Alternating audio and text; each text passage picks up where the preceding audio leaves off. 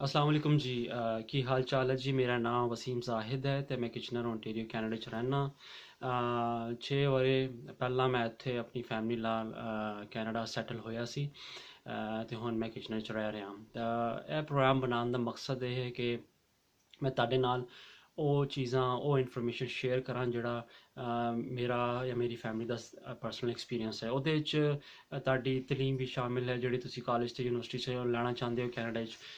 ਤੁਸੀਂ ਮਕਾਨ ਲੈਣਾ ਚਾਹੁੰਦੇ ਹੋ, ਤੁਹਾਡੇ ਡਾਕੂਮੈਂਟ ਜਿਹੜੇ PR ਪਰਮਿਟ ਰੈਜ਼ੀਡੈਂਸ ਦੇ ਮੁਤਲਕ ਨੇ, ਜਾਂ ਤੁਹਾਡੀ ਜਿਹੜੀ ਸਿਟੀਜ਼ਨਸ਼ਿਪ ਦੇ ਮਰਹਲੇ ਨੇ ਉਹ ਤੁਸੀਂ ਕ੍ਰਾਸ ਕਰ ਰਹੇ ਹੋ, ਉਹ ਤੁਸੀਂ ਐਪਲੀਕੇਸ਼ਨ ਦੇਣੀ, ਤੇ ਸਾਰੀਆਂ ਚੀਜ਼ਾਂ ਇਹਦੇ 'ਚ ਸ਼ਾਮਿਲ ਹੋਣਗੀਆਂ। ਐਕਚੁਅਲੀ ਇਹ ਪ੍ਰੋਗਰਾਮ ਮੈਂ ਪਹਿਲਾਂ ਹੀ ਹਿੰਦੀ, ਉਰਦੂ ਤੇ ਅੰਗਰੇਜ਼ੀ 'ਚ ਮੈਂ ਸ਼ੁਰੂ ਕਰ ਚੁੱਕਿਆ। ਇਹ ਪ੍ਰੋਗਰਾਮ ਦਾ ਮਕਸਦ ਇਹ ਹੈਗਾ ਕਿ ਜਿਹੜੇ ਬੰਦੇ ਪੰਜਾਬੀ ਬੋਲਦੇ ਨੇ, ਉਹ ਕੈਨੇਡਾ 'ਚ ਵਸਦੇ ਨੇ, ਉਹ ਇਹ ਜ਼ਬਾਨ ਜਿਹੜੀ ਕਿ ਅੰਗਰੇਜ਼ੀ ਹੈ, ਹਿੰਦੀ ਹੈ ਤੇ ਉਰਦੂ, ਉਹ ਸਮਝਦੇ ਵੀ ਨੇ। ਤੇ ਤੁਸੀਂ ਇਹ ਪ੍ਰੋਗਰਾਮ ਜ਼ਰੂਰ ਵੇਖੋ ਪੂਰਾ, ਕਿਉਂਕਿ ਇਹਦੇ 'ਚ ਜਿਹੜਾ ਇਸ ਇੰਟਰੋਡਕਸ਼ਨ ਦੇ ਬਾਅਦ ਜਿਹੜੇ ਪ੍ਰੋਗਰਾਮ ਬਣਨਗੇ ਜਾਂ ਜੋ ਮੈਂ ਬਣਾ ਰਿਹਾ ਉਹ ਡੀਲ ਕਰ ਰਹੇ ਨੇ ਤੁਸੀਂ ਕਿਵੇਂ ਮਕਾਨ ਲੈਣਾ ਹੈ, ਕਿਵੇਂ ਤੁਸੀਂ ਬ੍ਰੋਕਰ ਲੱਭਣਾ ਹੈ, ਤੁਸੀਂ ਕਿਵੇਂ ਮੋਰਗੇਜ ਸਪੈਸ਼ਲਿਸਟ ਨਾਲ ਗੱਲ ਕਰਨੀ ਹੈ, ਕਿਵੇਂ ਤੁਸੀਂ ਫਾਈਨੈਂਸ਼ੀਅਲ ਇੰਸਟੀਟਿਊਸ਼ਨ ਜਾਂ ਬੈਂਕ ਨਾਲ ਰਾਬਤਾ ਕਰਨਾ। ਇਹ ਸਾਰੀਆਂ ਚੀਜ਼ਾਂ ਉਸ ਅਲੱਗਾ ਐਪੀਸੋਡ ਵਿੱਚ ਕਵਰ ਹੋਣਗੀਆਂ। ਉਹਦੇ ਇਲਾਵਾ ਜਿਹੜੇ ਬੇਲੀ ਨੇ ਇੱਥੇ ਰਹਿੰਦੇ ਨੇ, ਉਹਨਾਂ ਦਾ ਪਰਮਨੈਂਟ ਰੈਜ਼ੀਡੈਂਸ ਜਿਹੜਾ ਹੈ ਕਾਰਡ ਉਹ ਮੁੱਕ ਰਿਹਾ ਹੈ, ਉਹ ਰੀਨਿਊ ਕਰਾਉਣਾ ਚਾਹੁੰਦੇ ਨੇ ਔਰ ਹਾਲੇ ਉਹ ਸਿਟੀਜ਼ਨਸ਼ਿਪ ਵਾਸਤੇ ਅਪਲਾਈ ਨਹੀਂ ਕਰ ਸਕਦੇ, ਤੇ ਮੈਂ ਉਹ ਪ੍ਰੋਸੈਸ ਉਹਦੇ 'ਚ ਡਿਸਕਸ ਕਰਾਂਗਾ ਜਿਹਦੇ 'ਚ ਤੁਸੀਂ PR ਕਾਰਡ ਬਣਾਉਣਾ ਚਾਹੁੰਦੇ ਹੋ ਤਾਂ ਕਿਵੇਂ ਬਣੇਗਾ।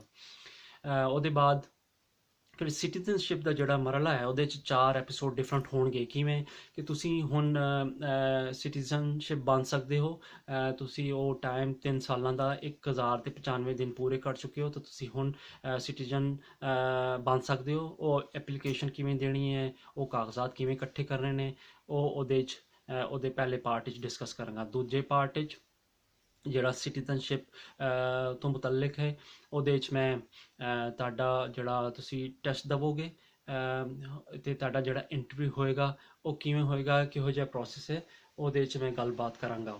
ਉਹਦੇ ਬਾਅਦ ਆਖਰੀ ਮਰਹਲਾ, ਆਖਰੀ ਸਟੈਪ ਆਉਂਦਾ ਜਿਹਦੇ 'ਚ ਤੁਸੀਂ ਓਥ ਟੇਕਿੰਗ ਸੈਰਮਨੀ ਕਰਦੇ ਹੋ। ਜਿਵੇਂ ਅੱਜ ਕੱਲ੍ਹ ਕੋਵਿਡ ਹੈਗਾ ਅਤੇ ਔਨਲਾਈਨ ਸਿਸਟਮ ਚੱਲ ਰਿਹਾ, ਤੁਸੀਂ ਔਨਲਾਈਨ ਇੰਟਰਵਿਊ ਦੇਵੋਗੇ ਜਾਂ ਬਾਅਦ ਵਿੱਚ ਜਦੋਂ ਹਾਲਾਤ ਬਿਹਤਰ ਹੋਣਗੇ ਤੇ ਇਨ ਪਰਸਨ ਜਾਓਗੇ ਤੇ ਉਹ ਕਿਵੇਂ ਤੁਸੀਂ ਪ੍ਰੋਸੈਸ ਕਰਨਾ ਹੈ ਓਥ ਟੇਕਿੰਗ ਦਾ। ਤੇ ਚੌਥਾ ਜਿਹੜਾ ਫਾਈਨਲ ਹੋਏਗਾ ਉਹਦੇ ਬਾਅਦ, ਯਾਨੀ ਤੁਸੀਂ ਸਿਟੀਜ਼ਨਸ਼ਿਪ ਦੀ ਜਿਹੜਾ ਓਥ ਟੇਕਿੰਗ ਕਰੋਗੇ ਉਹਦੇ ਬਾਅਦ ਤੁਸੀਂ ਪਾਸਪੋਰਟ ਬਣਾਉਣਾ ਚਾਹੋਗੇ ਕੈਨੇਡਾ ਦਾ, ਬਲੂ ਪਾਸਪੋਰਟ, ਤਾਂ ਉਹਦਾ ਕਿਹੋ ਜਿਹਾ ਪ੍ਰੋਸੈਸ ਹੈ, ਕਿਵੇਂ ਤੁਸੀਂ ਕਾਗਜ਼ਾਤ ਇਕੱਠੇ ਕਰਦੇ ਹੋ, ਕਿਵੇਂ ਫਾਰਮ ਭਰਦੇ ਹੋ, ਕਿਵੇਂ ਮਾਲੂਮਾਤ ਗਰੰਟਰ ਤੇ ਰੈਫਰੈਂਸਿਸ ਇਕੱਠੇ ਕਰਦੇ ਹੋ, ਉਹ ਉਹਦੇ 'ਚ ਮੈਂ ਉਹਦੀ ਗੱਲਬਾਤ ਕਰਾਂਗਾ। ਇਹ ਤੇ ਚੀਜ਼ਾਂ ਸੀ ਜਿਹੜੀ ਬੜੀ ਕੋਰ ਨੇ, ਤੁਹਾਨੂੰ ਹੈਲਪ ਕਰੇਗੀ। ਮਕਾਨ ਲੈਣਾ ਹੈ, ਤੁਸੀਂ ਕਿਰਾਇਆ ਛੱਡ ਕੇ ਤੁਸੀਂ ਆਪਣਾ ਲੈਣਾ ਚਾਹੁੰਦੇ ਹੋ, ਤੁਸੀਂ ਕਿਰਾਇਆ ਨਹੀਂ ਦੇਣਾ ਚਾਹੁੰਦਾ, ਆਪਣੀ ਪ੍ਰੋਪਰਟੀ ਬਣਾਉਣਾ ਚਾਹੁੰਦੇ ਹੋ, ਫਿਰ ਤੁਸੀਂ ਉਹ ਡਾਕੂਮੈਂਟ ਜਿਹੜੇ PR ਤੋਂ ਰਿਲੇਟਡ ਨੇ, ਸਿਟੀਜ਼ਨਸ਼ਿਪ ਤੋਂ ਰਿਲੇਟਡ ਹੈ, ਉਹ ਤੁਸੀਂ ਕਰੋਗੇ।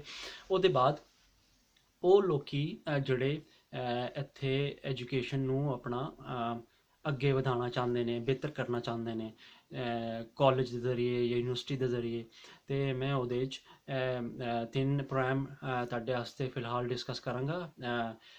ਤੇ ਉਹ ਹੋਣਗੇ, ਪਹਿਲਾ ICAS ਦੇ ਮੁਤਲਕ, ICAS ਕਿਵੇਂ ਤੁਸੀਂ ਆਪਣੇ ਕ੍ਰੈਡੈਂਸ਼ੀਅਲ ਅਸੈਸ ਕਰਵਾਉਣੇ ਨੇ, ਆਪਣੀ ਜਿਹੜੀਆਂ ਸੰਦਾਂ ਤੁਸੀਂ ਲੈ ਕੇ ਆਓ, ਡਿਗਰੀਆਂ ਤੁਹਾਡੇ ਕੋਲ ਨੇ ਦੂਜੇ ਮੁਲਕਾਂ ਤੋਂ ਲਿਆਏ ਹੋ, ਤੇ ਇੱਥੇ ਕਿਵੇਂ ਉਹ ਕੈਨੇਡੀਅਨ ਸਿਸਟਮ ਦੇ ਮੁਤਾਬਿਕ ਤੁਸੀਂ ਉਹਨੂੰ ਉਹਦੇ ਬਰਾਬਰ ਕਰੋਗੇ ਥਰੂ ਸਰਟੀਫਿਕੇਟ।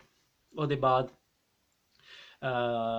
ਜਿਹੜਾ ਹੈ OSAP, ਓਨਟੇਰੀਓ 'ਚ ਫੰਡ ਦਿੱਤੇ ਜਾਂਦੇ ਨੇ ਜਿਹੜੇ ਲੋਕਾਂ ਨੂੰ, ਤਾਂ ਕਿ ਉਹ ਮਜ਼ੀਦ ਕਾਲਜ 'ਚ ਪੜ੍ਹ ਸਕਣ, ਯੂਨੀਵਰਸਿਟੀ 'ਚ ਪੜ੍ਹ ਸਕਣ, ਤੇ ਉਹ ਮੈਂ OSAP, Ontario student assistance programme ਨੂੰ ਵੀ ਡਿਸਕਸ ਕਰਾਂਗਾ। ਤੇ ਅਗਲੇ ਪ੍ਰੋਗਰਾਮ ਵਿੱਚ ਉਹਦੇ ਬਾਅਦ OCAS, Ontario college application service.